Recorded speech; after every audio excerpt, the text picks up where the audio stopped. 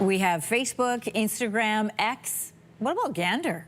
A new social media platform called Gander Social is aiming to provide a homegrown alternative for Canadians who are looking for new ways to connect online.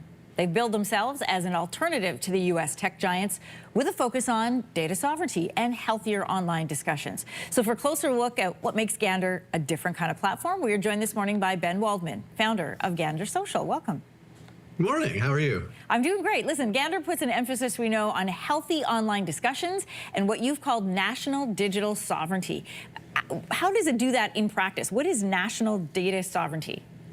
So currently the way that all of our infrastructure works, so the cloud services that you use every day, the things that we use in business, they all run on U.S. tech, which is subject to the U.S. Cloud Act, the Patriot Act, and it exists in the U.S. And so we're working with a company called ThinkOn in Canada who provides sovereign data infrastructure, so cloud infrastructure. So our platform is hosted in Canada. Your data stays here. A lot of people don't understand sort of the background policy and decisions that come into social media platforms, but you do. So how does this platform function compared with something like Instagram or X, which is run by American laws and policies? Yeah, so we're basing our moderation off of the Canadian Charter of Rights and Freedoms. And so, while we have free speech in Canada, it's not speech without consequences. And therefore, hate speech is obviously something that we try to keep in check. And then what we're doing is we're actually verifying everyone on the platform. So we want to give access to everyone to come into Gander. However, we do want to make sure that they're human. What does that mean? Make sure that they're human? Well, so there's a lot of bots and AI that is about roughly 20% of social media traffic is actually non-human. And there's bad actors that aim to sow division.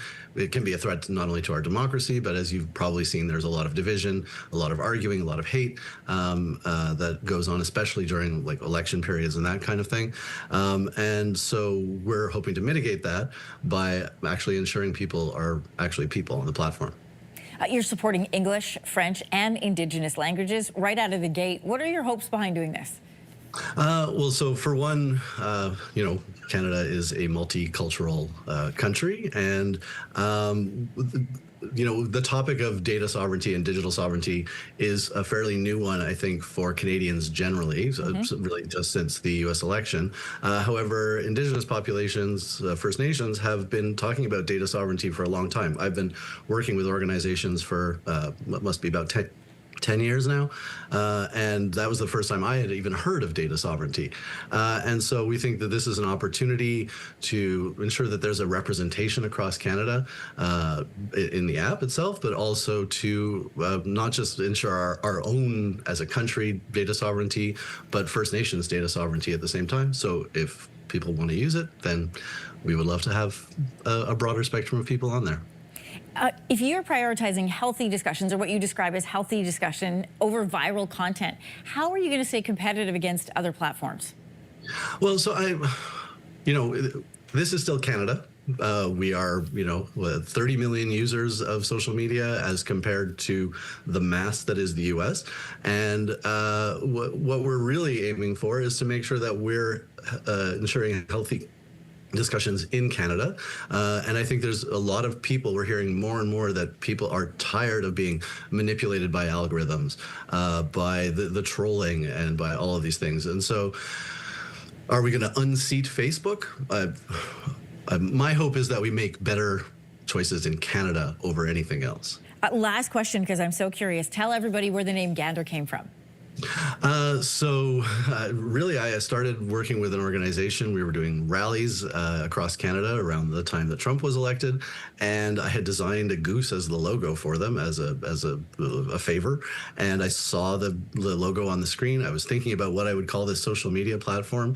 The phrase "what's good for the goose is good for the gander" came out, and I had literally just seen come from away, and so it just seemed very fitting as a name. You've got the geese in there, you've got Gander in there. Very, very Canadian. Hey, great to meet you this morning, Ben. Thanks so much. Thank you very much. If you like that video, make sure to subscribe to the Your Morning YouTube feed, where you can find all kinds of new content posted every weekday morning.